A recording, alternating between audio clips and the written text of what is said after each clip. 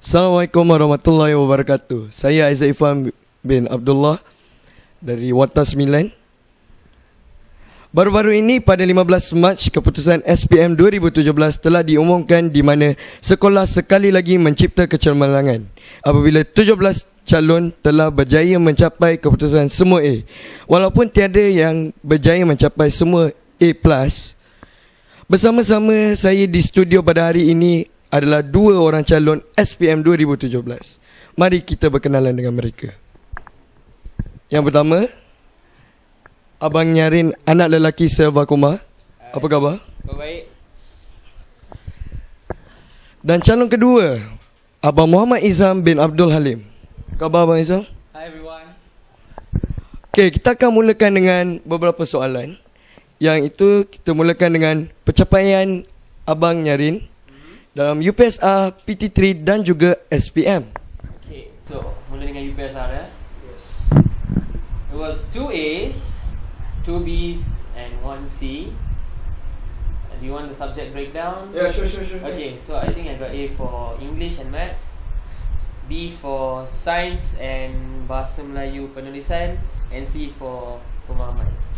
Okay, and then next to PT3. Yes. So PT3 saya dapat 8A and 1B. That B is Science. And for my SPM, I got 8A plus and 1A minus. The A minus being BM. Result yang sangat gempak ya. Kita teruskan dengan Abang Izham pula. Pencapaian UPSR, PT3 dan juga yang paling latest SPM. Okey, baik. Semasa saya UPSR, saya mendapat 5A, Alhamdulillah. Semua A dalam subjek saya. Namun masa PT3 saya kecundang sedikit. Saya mendapat hanya 7A dan 3B.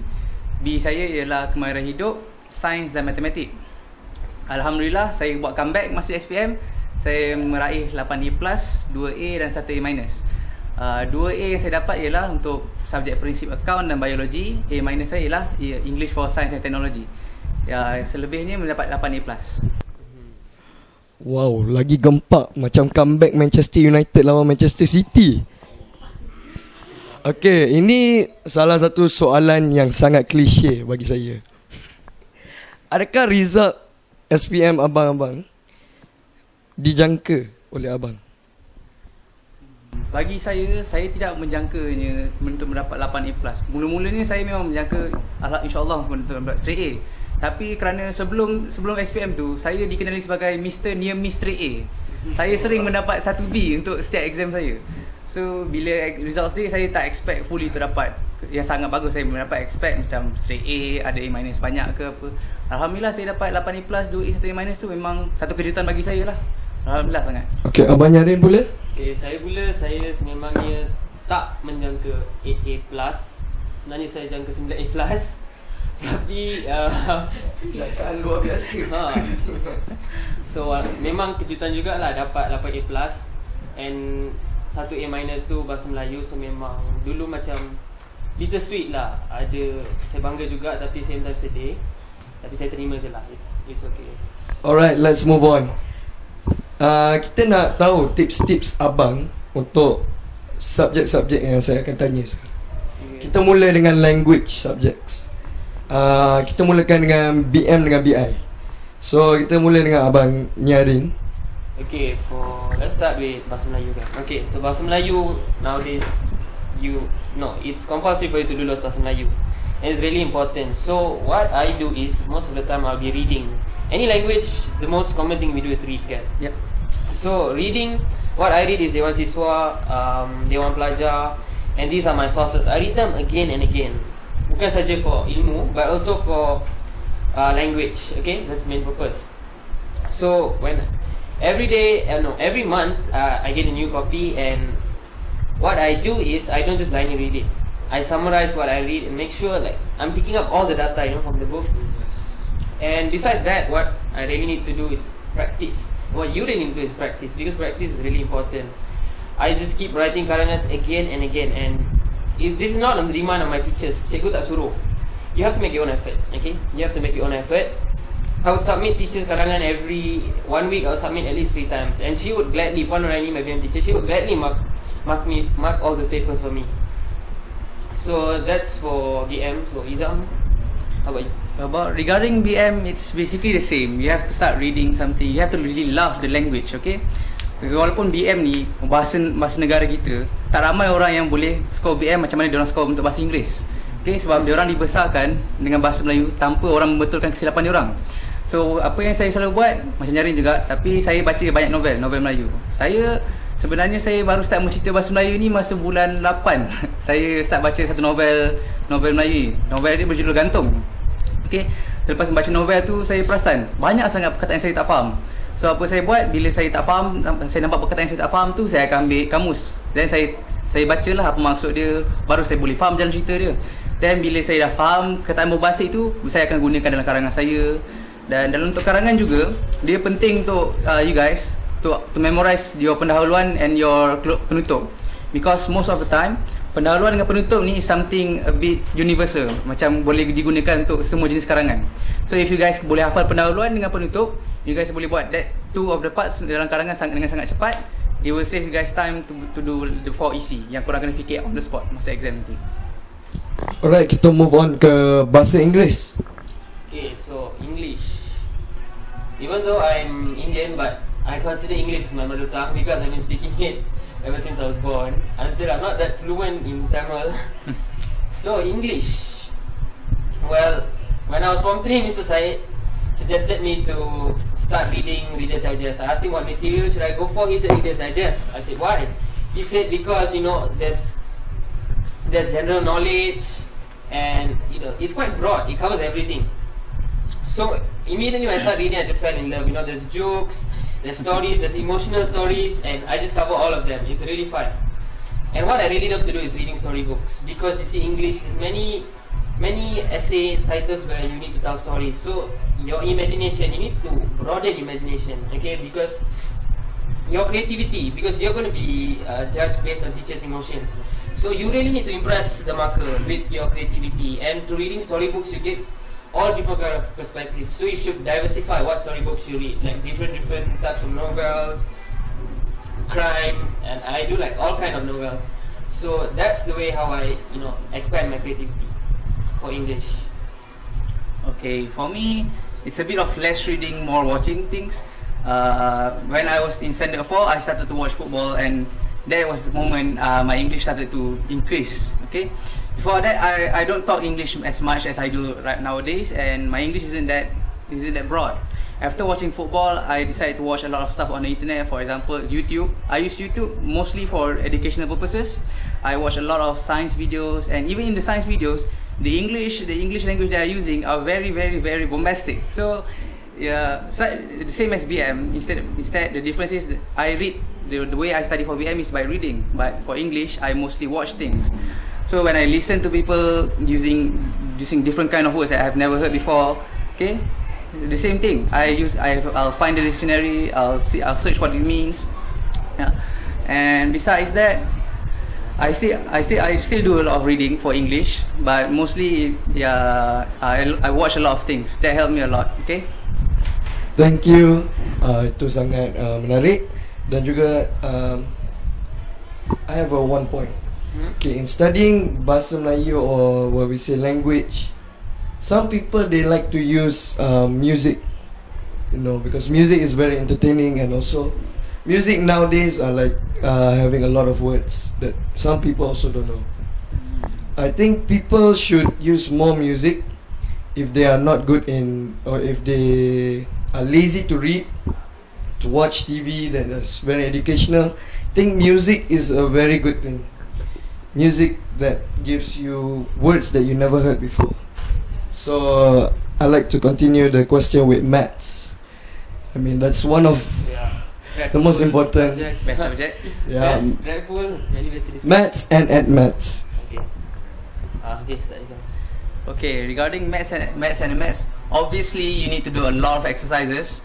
But in order for you to do mathematics or additional mathematics, the most important thing that a lot of people know but they don't apply in real life is your mental health. This is legit, this is serious, okay? Before you enter the hall or your class for any exams, especially additional mathematics, you need to be mentally prepared. In order for you to be mentally prepared, you need to have enough sleep. Okay, I see most of my friends, they decide to sleep, they decide to stay up until 5, until 3 before mathematics or additional mathematics. That is absolutely ridiculous because you need a lot of energy to do mathematics and additional mathematics because it's not about memorizing, it's about brain function. You have to actually use your brain during the exams. Kena perah otak. Okay, so besides doing a lot of studies, you have to really jaga your tidur. And after that, besides that, when you dah buat banyak latihan, you actually kena faham apa yang buat instead of just memorizing the formulas. Okay, you need to ask your teachers, teacher, apa function kita buat belajar semua benda ni? Most people berkata kita belajar mathematics ni just for fun, tak ada function. Sebenarnya mathematics ni memang banyak fungsi, memang kita guna dalam real life, cuma kita je tak perasan.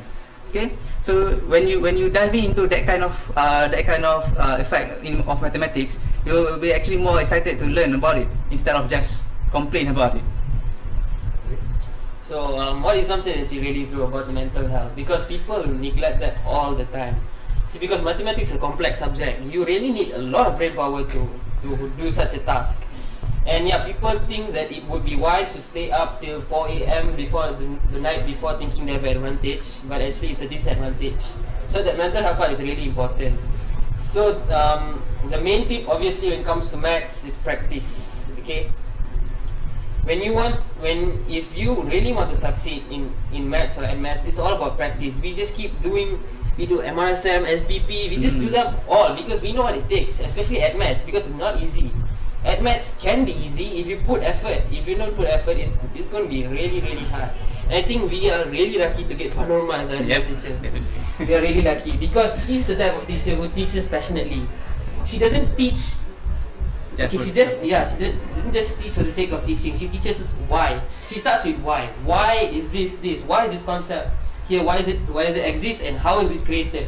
So with that, she brings out the interest in us, and we're really lucky to have Panorama, especially for maths. And once with that interest, she just ignited the interest in us. Yeah. And once we have that, we just start going for it. And yeah, so it comes to a lot of practice. Like just to put into perspective, like before trial, like we probably done MRSM and SPP by then.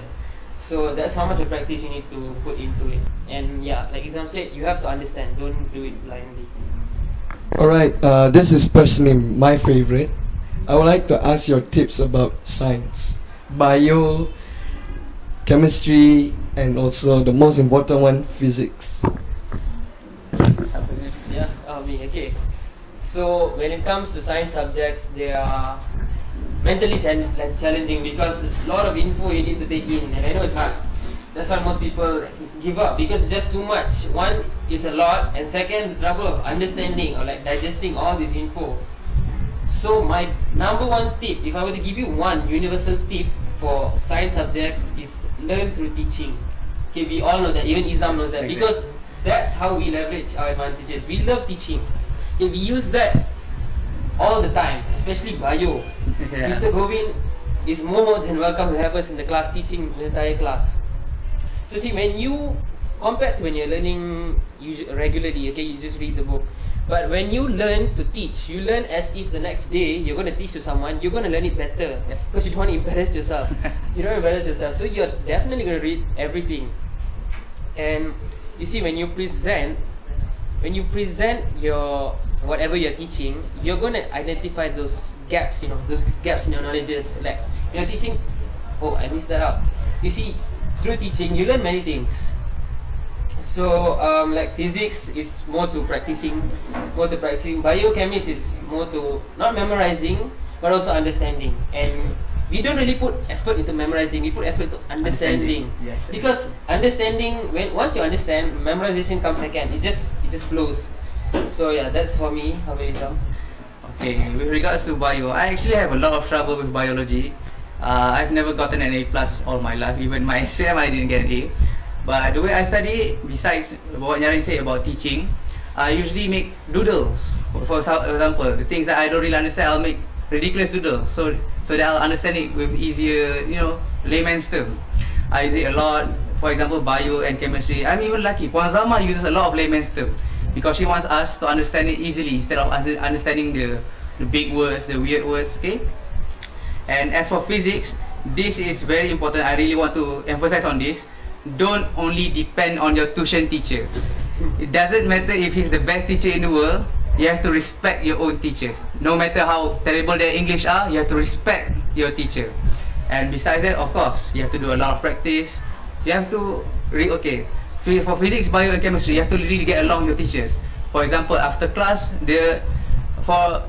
bagi saya rasa the moment after class ni yang lagi penting daripada moment dekat dalam kelas. Okay, selepas kelas ni, bila kita jumpa cikgu selepas kelas, itu time yang cikgu paling free nak explain benda kat kita tau. Okay, for example kat dalam kelas kita mungkin rasa malu sebab macam benda tu takut bagi orang lain senang, bagi kita tak senang. So kita tak rasa malu nak tanya, So bila kita pergi personal private session dengan cikgu akan explain detail one by one apa yang kita tak faham, apa benda yang senang yang kita tak faham tu, walaupun sebenarnya in reality benda tu susah. Okay, so it depends on what you guys do after class with the teachers, not during class. Memang during class tu korang kena fokus, but after class tu yang membezakan sama ada pelajar tu straight A atau straight A plus.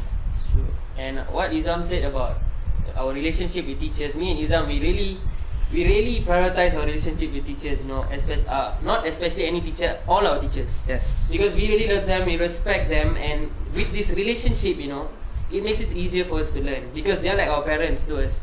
So, like, we take the effort after bio class, after chemis, after admats. We sit down, we talk to them, not only about our studies, but about their lives, how they're doing, and we put a lot of effort into our relationship with our teachers. So, I think that's something students should really focus on since we are now starting the Sekolah Penyayang concept. So, it's really important we have good relationships with our teachers. Yeah, and we should really respect all of them. Alright, let's continue on with the most important subject. Subjek ni selalunya ramai orang lah takut. So saya nak tanya pendapat ataupun tips untuk subjek sejarah. Izham. Okay, I'm not sure if I can give much of an advice compared to Gnyarienn because he got 98 for his trials, but I'll do my best. Okay. For sejarah, I will usually a bit like bio because it's more of a reading kind of subject. But instead of just reading and doing notes, I do doodles. I draw weird doodles of the Brunei punya Prime Minister semua tu. Okay, I do a lot of doodles. And because Form 5 syllabus is most about Malaysia, you have to become really passionate because this is one of the few moments that you can actually be proud of Malaysia. Okay. The Form 5 history is really interesting. Okay, even though no matter how much you have to read, it's really interesting. Okay, when you really love Malay, when you feel the patriotism inside of you, it will become easier for you to understand.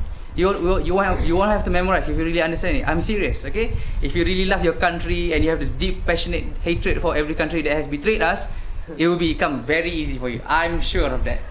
Okay, so you have to do a lot of notes if you must, a lot of doodles. Okay, and you have to make yourself, it's as if you're living in that period of time, so that you'll understand better how those people at the time were feeling. Okay, so memang kita dapat merasai apa mereka dulu merasai masa zaman Jepun, diorang memang seksa.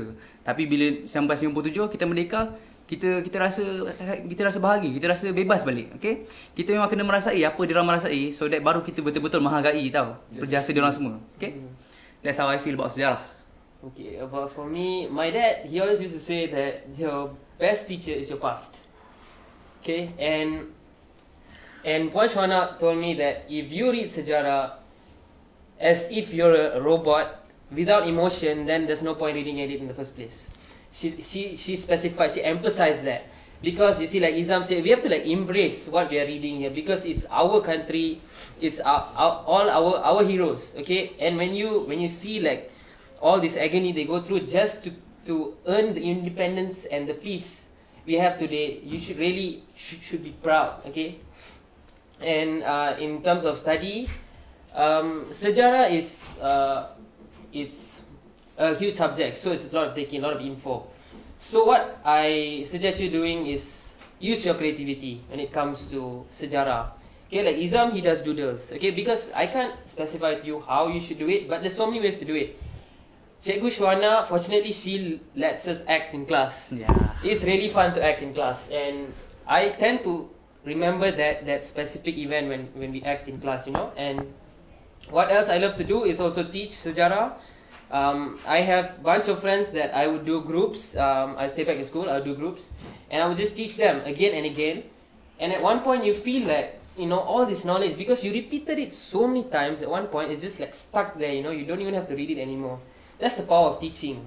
And like Puan Shwana, when she teaches us, she never has to refer to the textbook, because she's done it so many times. That's the power of teaching, okay? And yeah, sejarah you have to read with emotion, not just blindly read it, because with that emotion, with that passion, that's where the memory comes. Memory comes next. Memory should be the last thing you should be worried about. It's about actually understanding and appreciating what you're reading. Because when it comes to Form 5 sejarah, it's more to our country. When you go to Form 4, it's about the other countries, Europe and stuff. But especially Form 5, you really feel that love. I think when we sang our national anthem, we actually teared, because we know how it felt. That everything that our heroes had been through. So, with passion, sejarah comes with passion. Alright, thank you. That was so inspirational. Very inspirational. That was hard. No, that was hard, man. Alright, enough of tips about subjects of studying. Let's ask about tips for the day on the exam. What are your tips when you see the exam paper? You're like, oh, what should I do? Okay, this is basically a repeat of my advice. First of all, make sure you are totally calm. Okay, you have to kena ingat balik cara-cara masuk dewan. Okay, masuk dengan kaki kanan. Lepas tu nampak soalan je, jangan gelabah. Okay, baca doa dulu, banyak-banyakkan berzikir. Okay, benda-benda macam tu, at that point hanya Allah je yang boleh tolong kita. Hanya Allah, hanya Tuhan je boleh tolong kita. Memang kita dah tak boleh tengok buku, dah tak boleh harapkan cikgu. Okay, memang our best thing to do masa tu memang tenangkan diri. Okay, bila tenang diri, tak berpeluh apa, nanti exam lagi senang buat. Jadi kalau dah gelabah, badan berpeluh, kertas pun basah, nanti examiner pun susah nak tanda tau. Okay, so memang ketenangan, peace of mind is very very very vital. Okay, on the day of the exam. Okay, for me, yes, peace.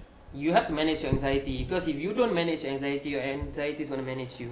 Okay, so what I usually do, this for me lah, the day before the exam, I usually like one day before the exam, I don't really study that much, maybe 1-2 hours. And to be honest, okay, I'm not suggesting any of you to do this, but masa AdMaths paper 2, you know, first AdMaths paper 1 ada break tengah tu, then AdMaths paper 2, I balik rumah tengok Transformers. And then I came back and did the exam. So, and it didn't affect my results. So because my effort was behind, okay, I already worked hard. On that day, my mom, this is the advice from my mom, you know, because most of you like tend to ignore your mom's advice, like, but she actually told me, okay, you studied hard, why you worry? On that day you relax. So I actually took her advice and see where I am now. So like Izham said, you have to be really calm. Okay, only God can decide from there. When you see a hard question, you just can't panic. You have to be really composed on that day, because your mental health is really important. When it comes to maths, when you panic that, you're dead. Like question number 6 on maths, you can't be arrogant, okay? You see, when you do that question, when I came across it, I was trying 10 minutes. 10 minutes is the mark where I draw the line. I know I couldn't do it, I'm not going to try, I'm not going to waste my time. So I just moved on. You really need to plan things out. If like, what if you can't answer this, you can't do that, you panic. So let's say if I would prepare and I would have saw that question number 6, without even knowing, we would have spent an hour on it.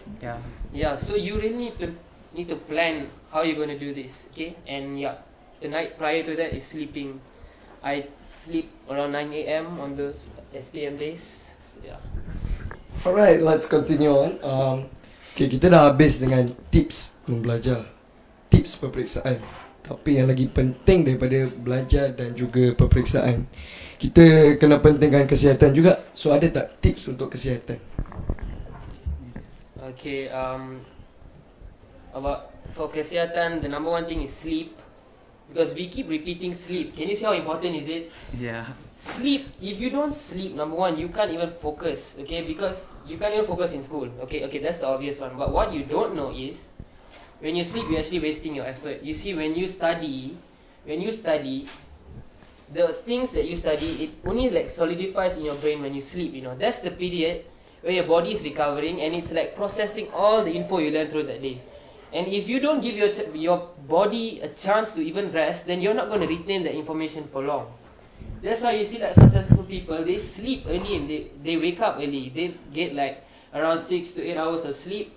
So yeah, like there's many tips online how to sleep well, how to get quality sleep, because I think many people are struggling. You can see the eye bags and everything. Yeah. They get average of 3 hours, which is really bad. That's like half the recommended. Minimum is 6. So sleep is really important, and once you get your sleep patterns right, you can see many things start to change. That discipline will eventually like spill into other parts of your life. So just trust me, fix your sleep. Okay, so since Gnyarienn already talked about how sleep is important, I'm going to talk about exercises and diets. Okay, for me, I only started to gain weight after SPM, meaning I actually took care of my diet before. Okay, so you have to eat. Jangan makan berlebihan, jangan makan terlalu kurang. Okay, I see some of my friends, they skip their lunch, their breakfast, for the sake of learning. That's good, but that's stupid. Okay, based on the saying, breakfast like a king, lunch like a prince, and dinner like a pauper. So the breakfast is really important. If you skip your breakfast, you're basically skipping the day. That is the most important meal of the day. So before going to school, or even at least during at school, you have to eat something, so that you'll survive for the whole day and you can actually learn better. If you're learning on an empty stomach, it's basically learning and forgetting. Masuk telinga kanan, keluar telinga kiri. And then of course you have to exercise regularly as well. You have to maintain your fitness level.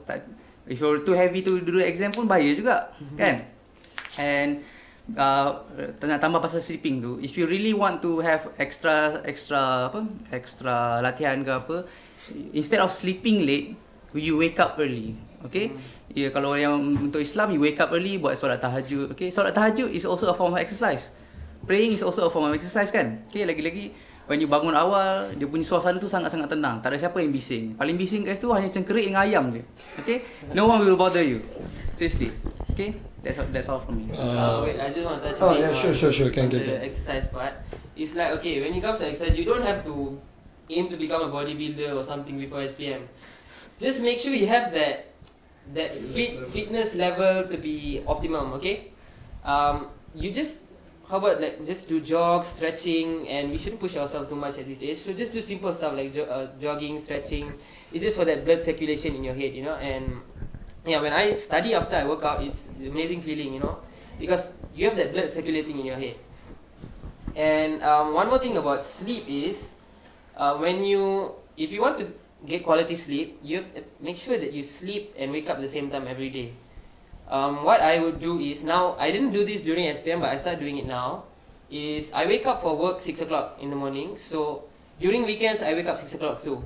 So if you need to get used to that pattern. I sleep at 11:30, wake up at 6 every day, and then soon I won't even need an alarm to wake up at 6. I just wake up at 6 because I know it's time to wake up. And the first failure of the day is hitting that snooze button. So stay away from that snooze. You snooze, you lose. So don't snooze, because that's you're admitting that you fail. That's the first thing that you fail of the day, hitting that snooze button, because you planned to wake up at 6 and you woke up at 6:03. So that's the first failure of the day. So don't ever snooze. Terasa I'm one of those snooze people. See, I'm the snoozer. I'm a loser. Yeah, I'm a loser. I'm so sad. Okay, we move on to the do and don'ts, but we're more to the don'ts in learning. What are the don'ts in learning? Okay, the don'ts in learning. Oh my god, I cannot stop emphasizing about sleep, but okay, I'll start with the teachers. Okay. Again, this is something that everyone knows, but not everyone does. Respect. They think they respect their teachers by not talking bad about them, but actually respect goes a long way. It's about how you learn in class. Have you finished your homework? Do you actually listen to her advice or him or her advice? Okay. If you think respect is about not being rude to her, that's not wrong, but it's not right either. Okay, so you have to maintain your relationship first, like, obviously. Then second, you have to do exactly what she says. If you have something to argue, you argue properly. You don't raise your voice. Even though sometimes I do that, I immediately apologize to my teachers when I realize that I'm actually raising my voice. So you have to really, for example, every time you do a mistake, you apologize on the spot. Okay, you don't hold it back, because the teachers might not know that you're right. The teachers might, I don't know, feel something about that, and she might take it into the heart. Okay, so you have to finish your homework. Okay, finish your homework. Sorry, and you have to do what your teacher say, what your teacher advises. Okay, remember, you cannot depend solely on your tuition teacher. Okay, you have to depend on your school teachers, because they are the one who's marking your papers. Besides SPM, for example, the trials, anything else, they are the ones marking your paper. So you have to respect them. You can't say like, oh, aku tak payah study dengan cikgu, aku tunggu cikgu lain je tolong aku. Yeah, so that's really important. And besides that, during learning, okay, I think I won't emphasize on sleep again because it's being said like 5 times. And I think that's about it. Besides a lot of exercises, okay. I think we've covered this before, how you learn subjects. Okay, you have to maintain your physical fitness. You have to do additional exercises, put more effort. Apa cikgu suruh buat, kita kena buat lebih daripada apa yang cikgu suruh buat tu. Macam Gnyarienn cakap time BM tadi, dia buat karangan, cikgu minta karangan satu, dia bagi 3 sekali. Cikgu tak akan marahnya kalau kita buat latihan lebih. Cikgu akan lagi bangga, cikgu akan lagi sayang. Kalau ada rezeki memang cikgu. Bila cikgu nampak karangan kita tu, cikgu lagi excited nak tanda tau. Okay? Macam tengok karangan orang ni, dia akan macam bosan.